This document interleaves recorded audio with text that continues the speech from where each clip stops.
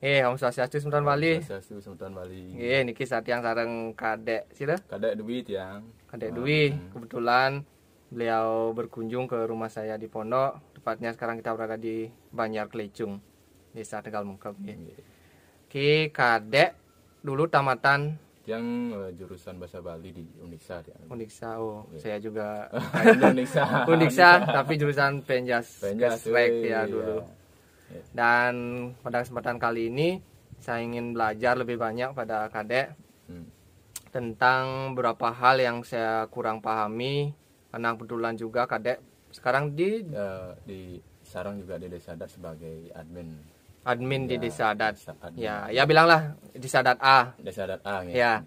Karena ya siapa tahu nanti ada kekeliruan atau kesalahan karena kita masih muda-muda jadi hanya sebagai pembelajaran lah, pengetahuan tentang sistem administrasi di Desa Adat lah. Iya, karena pengalamannya Kadek. Sudah berapa lama Dek sampai saat ini? Yang dari 2020 sampai sekarang. 2020 di Desa Adat ya. Ya hampir 3 tahun lah di sana. Jadi sudah ada LPJ per tahunan atau apa? Ya, jadi mulai dari perencanaan, mulai dari pelaksanaan dan juga realisasi dan juga pelaporan, semua sudah dapat yang jalani selama kurang lebih 2,5 tahun lah. Gitu, iya. Jadi nanti saya akan bertanya pengalamannya Kadek. Jadi bukan untuk menggurui atau membandingkan satu desa adat dengan desa adat lain, ini pengalamannya Kadek karena sharing lah, karena sering saya di rumah sini juga agak kurang paham juga tentang apa namanya itu administrasi desa adat ya. Karena sekarang sudah dianggarkan dari provinsi dari dana alokasi semesta berencana Provinsi Bali dari Bapak Gubernur. Pak Gubernur sudah di pergub ya. Ada pergubnya, ada perdanya, perda desa adat juga ada ya. Lengkap pokoknya, itu desa adat udah semakin kuat lah sekarang. Oh iya. Ya pemimpinan Pak Koster jadi sangat diperhatikan lah seperti ini. Desa adat. Terus ya dari tingkat atas kalau dari provinsi setahu Dek dianggarkan berapa biasanya? Dari 2020 setiap tahunnya nih dianggarkan 300 juta, dan juga dalam realisasinya nih biasanya per catur bulan, per termin ada 3 termin.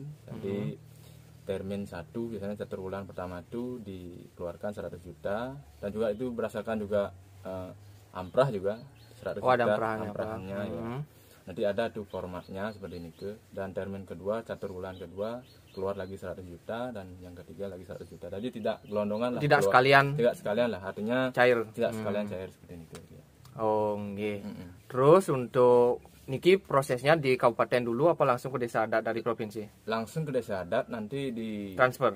Ya, transfer ke rekening desa adat, dan di masing-masing kabupaten itu sudah ada difasilitasi oleh Majelis Desa Adat Kabupaten. Jadi apa namanya sekarang, Majelis Desa Adat. Dulu Majelis Desa Pekraman namanya. Majelis Madya Desa Pekraman, sekarang berubah menjadi Majelis Desa Adat Kabupaten. Jadi di kecamatan juga ada. Jadi yang lebih banyak nanti memfasilitasi itu adalah MDA Kabupaten.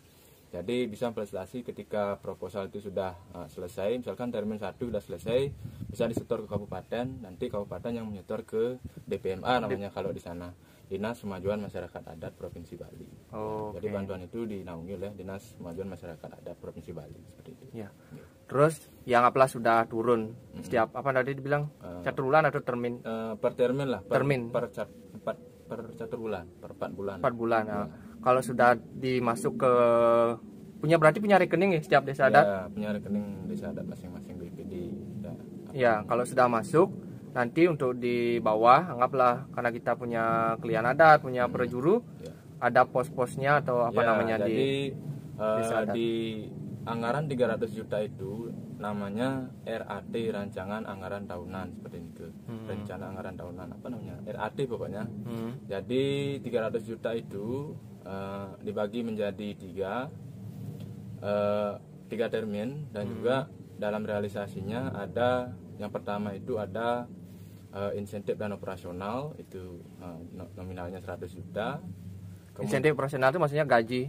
Insentifnya gaji, operasionalnya untuk kegiatan pelaksanaan misalkan paruman, ATK dan sebagainya. Iya. Itu nominalnya 100 juta dan juga sampai insentif. Kemudian di Bage Parahyangan itu 100 juta maksimal itu 100 juta. Kurang Bage boleh. Parahyangan maksudnya untuk biaya feodalan Biaya feodalan, pembangunan pura boleh. Oh, boleh dia Ya, alokasikan ya, sana. ya. Dan juga Baru dua. ada banyak nomenklaturnya di sana yang tapi yang secara umum lah dia sampaikan. Ya, yang garis Kemudian, besarnya. Kemudian di Bage Pawongan dan Pelemahan ini digabung maksimal 200 juta.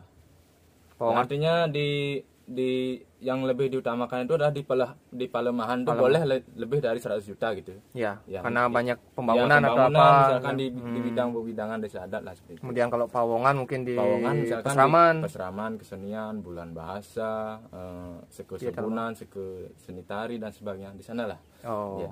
alokasi dananya. Alokasi Oke. dananya.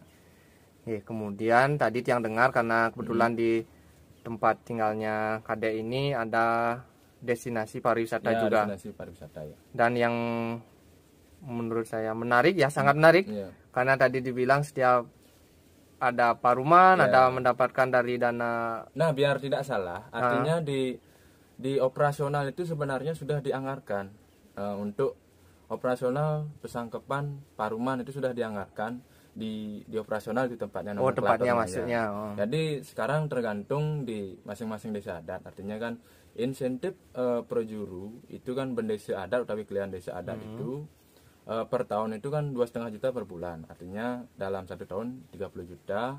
Kemudian Total, per tahunnya. projuru itu kalau di desa Tiang itu 41 juta, adminnya 12 juta. Jadi artinya per tahun. Itu kan totalnya 83 itu 83 juta. Yang 17 juta itu di operasional itulah sudah dianggarkan yang di pesangkepan. Makanya kalau yang parum itu artinya dapatlah konsumsi ya, makan gitulah. Artinya misalkan dalam 1 tahun kita rapat 6 kali misalnya seperti tiang itu misalkan 7 juta. Artinya 7 juta lah bagi 6 sekitar 1 juta sekian lah untuk konsumsi lah, untuk konsumsi paruman itu. Oh. Ya. Kemudian jadi untuk menarik lah untuk para ramen itu.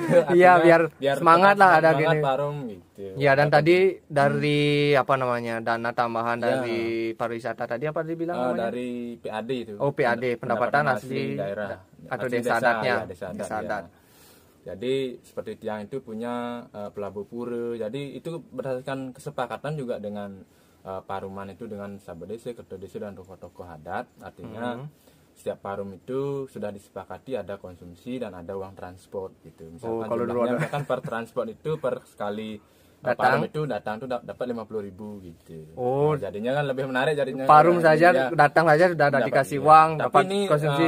Ini artinya tidak diambil dari yang 300 dana juta, 300 juta tadi. Diambil dari kesepakatan paruman dari PAD. Iya, biar sama-sama nikmati lah. Karena udah ada dari Labu Puro sama apalah objek wisata. Ada tambahan artinya dan juga keikutsertaan dari peserta paruman itu semakin tinggi dan juga artinya kan biar menimbulkan hasil paruman yang betul-betul artinya musyawarah mufakat. Iya, motivasi dari masing-masing kepala keluarga adat itu ya semangat lah.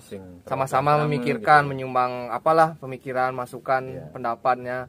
Jadi lebih demokratis lah gininya. Demokratis artinya dari pengambilan keputusan dan sebagainya. Iya, jadi tidak semua diam di bucu atau.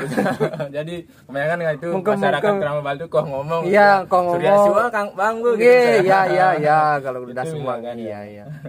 Berarti ya, apalagi Dek?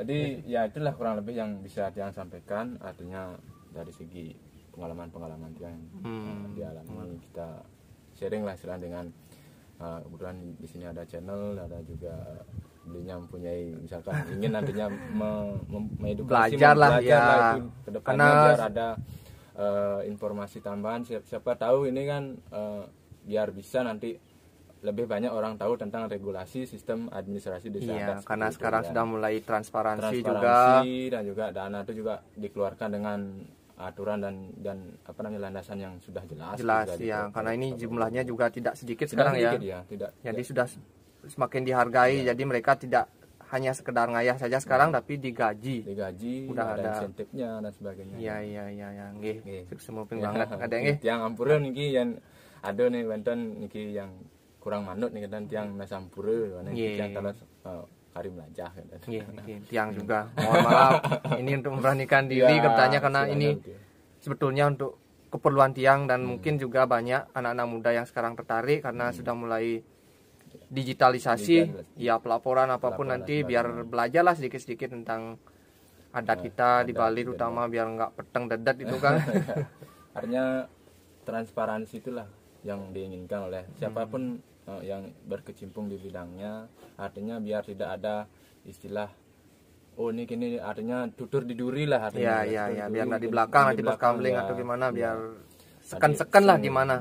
Karena sudah ada perencanaan, ada pelaksanaan dan laporan yang jelas begitu. Ya. Jadi nanti di provinsi juga mereka nggak was-was kan nanti dananya dikucurkan. Digelontorkan dananya dia buat apa nih? Ya biar gitu. Ya harus jelas lah. Mudah-mudahan juga pemimpinan selanjutnya dari Pak Wayan Koster juga nanti dan sebagainya. Ya dana ke desa adat tetap dipercayakan lah biar nggak nanti dicabut kan karena ada laporan gimana nggak puas. Jadi mudah-mudahan pemerintah juga tetap mendukung terutama Provinsi Bali dengan adatnya tetap ajeg dan semakin kuat adat di Bali. Semakin banget deh. Semua beli. Om Santi.